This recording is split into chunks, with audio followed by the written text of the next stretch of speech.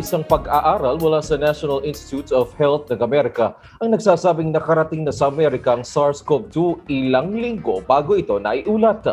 Kasama natin ngayon si Eliza Gonzalez Manglekmot sa Washington, D.C. para sa karagdagang detalye. Eliza, bahaginan mo nga kami ng impormasyon hinggil sa bagay na yan. Magandang umaga sa iyo, Wedge. At tama, napag-alaman na nakarating sa Estados Unidos ang SARS-CoV-2 ng mas maaga kaysa sa unang na-report ito. Isang bagong antibody testing study na sumusuri sa mga sample na kinolekta sa pamamagitan ng All of Us Research Program ng National Institutes of Health ang nakatuklas ng ebidensya ng SARS-CoV-2 infection sa 5 estado mas maaga kaysa ng una itong naiulat.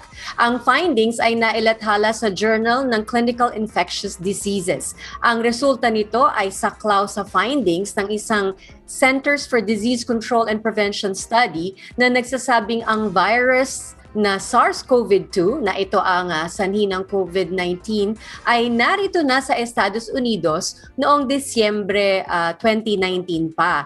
Kung maaalala natin, ang unang na-report na kaso ng COVID-19 ay January 2020. Ngayon, dito sa All of Us study, sinuri ang higit sa 24,000 sample ng dugo ng program participants mula sa 50 estado ng Amerika simula Enero 2 hanggang Marso 18 ng nakaraang taon, 2020.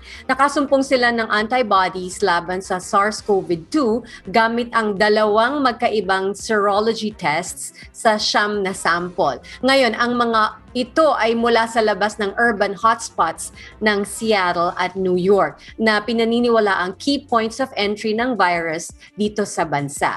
Ngayon, sinasabing ang positive samples ay dumating ng Enero 7 mula sa Illinois, Massachusetts, Mississippi, Pennsylvania at Wisconsin. Ang karamihan sa mga sample ay kinolekta bago pa ang unang kaso ng SARS-CoV-2 sa mga estadong nabanggit. Ngayon, patunay lang na mahalaga talaga ang ang malawakan at mabilisang testing sa panahon ng epidemya.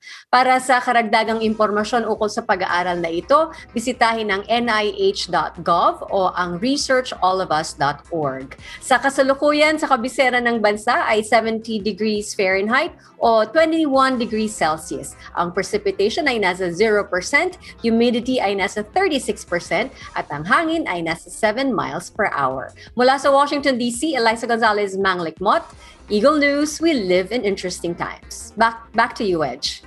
Eliza, gaano nakakritikal yung antibodies pagdating sa paglaban sa infection tulad ng mula sa SARS-CoV-2? Oo, Wedge. Ayon sa artikulong ito ng NIH, ang antibodies ay sinasabing protina na nagmumula sa dugo pagtugon nito sa impeksyon tulad ng mula sa virus.